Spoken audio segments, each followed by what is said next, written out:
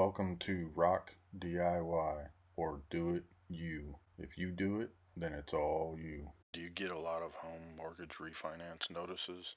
Are you annoyed?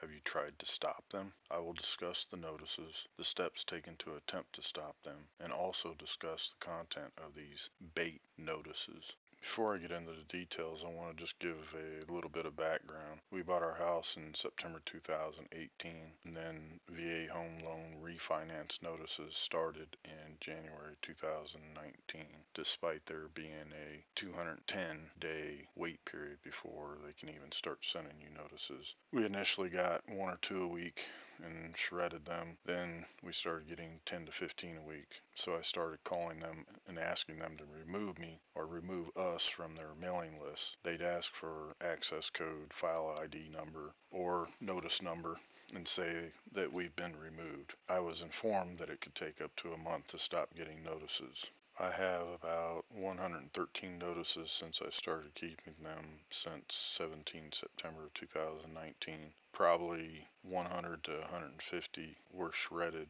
from January 2019 to September of 2019.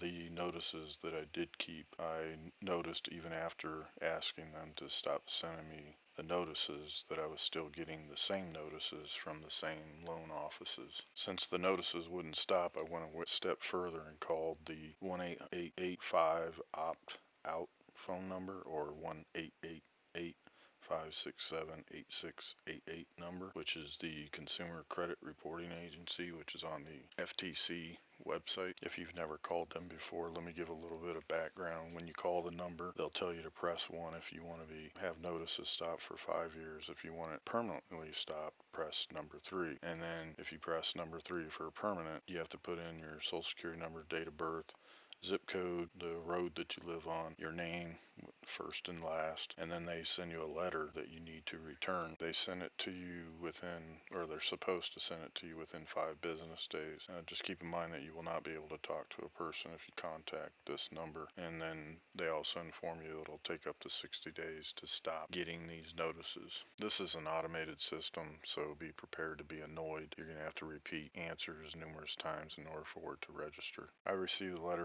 Trade Commission and returned it immediately. I still got notices during the 60-day period and still got them after 60 days and continue to get them until this day. I just finished my third attempt to stop the notices by going through the same exact steps on the FTC website. For the sake of this video, I know I am just a consumer, but I know federal law permits mortgage companies to buy a list of consumers. I don't agree with it because I don't like unsolicited offers, and I've taken the steps to stop it, and it doesn't stop. I've been told, just throw the notices away. No, I have to waste time walking to my mailbox to pick up unsolicited junk mail that I don't want and didn't ask for. I also have to shred them to ensure personally identifiable information they put on it is destroyed. In most cases, it's got my full name, address, loan amount, and original loaner, and also states that I'm a veteran. And based on everything I've gone through up to this point, I see this as harassing and a nuisance, and then also borderline predatory loan practice. If there is anyone that watches this video and is aware of any other method to stop these notices, please leave a comment. It would be greatly appreciated, and thanks in advance. The next part of this video is mainly for those that buy their house then start receiving these notices. There are many things that need to be known about these notices. I'm not going to say that they are all illegitimate, but there is some sleight of hand going on. Words have meaning, so I want to point out some facts. These letters are bait. They lure you in based off what you see, and they know it. Even if you call and find out during the process that the loan isn't what you originally thought it was, they count on you to stick with them regardless because of the effort and time you and them put into it. You are not going to get what the letter proposes that you are going to get. If you do call them, just keep in mind that the longer the call, the more likely you will proceed with the process.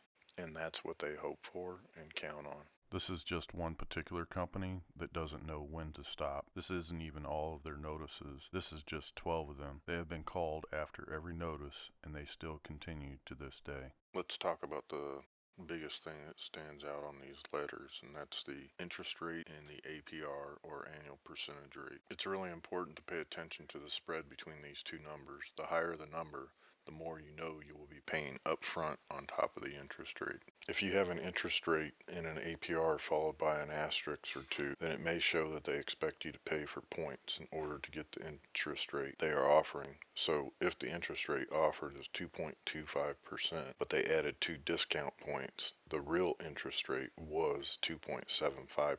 Basically, they charge you for half a percentage point and add it to your APR. The majority of the words that are on these notices are to get your attention and to get you to act on what they say. I realize rates change within the housing market, but putting in big bold letters expiration notice really has no relevance to me. Special eligibility notice. Is it really a special eligibility notice or is it just a notice? Pre-approved. Regardless of whether it's pre-approved or not, it isn't going to change or make the process any different than it would be if I wasn't pre-approved. No payment for 60 days. This is pretty much standard, and all it's doing is delaying or prolonging how long it takes you to pay your loan off. Quoting a Senate bill is not going to change how I react to receiving these notices.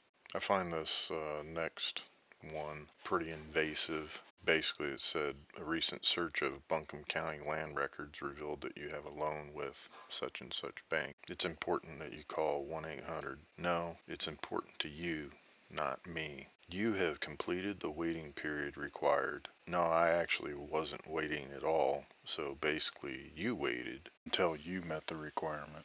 Your loan is up for review. Really? I wasn't aware that there is a requirement for review. And by who? Who's doing this review? U.S. veterans only. Of course it is. If I have a VA loan, then yeah, that would make sense. These next ones I find kind of funny. Final attempt to notify. Final notice. Extremely urgent and time sensitive. Or respond by. I'm not going to react any differently to these words on a notice when I have no obligation to respond at all or in an urgent manner. This last one I found kind of surprising to see on a notice, but it said immediate response to this notice is required. I have absolutely no obligation to respond at all. In fact, I didn't respond at all. I haven't heard anything from them. Here's just a few other things that give me no confidence in these letters or the companies they represent. Many of these letters have had the wrong address on them, in which the address is not my residence. They've had the wrong name or my name reversed on the letter. They always have the equity reserve wrong on just about every letter. And lastly, they shouldn't say free information. I mean, really, it's in their interest to provide the info to me if they're trying to get me to refinance my home. If they don't provide it, I'll just go somewhere else. And this isn't really an incentive just because you say it's free. In fact, you can get most of this information just doing research anyway. This is the letterhead for a mortgage company. This is a review they copied and pasted to the letter. It's a review for a completely different company. Thanks for watching the video. I truly appreciate it. Please like, comment, or subscribe. Thanks again.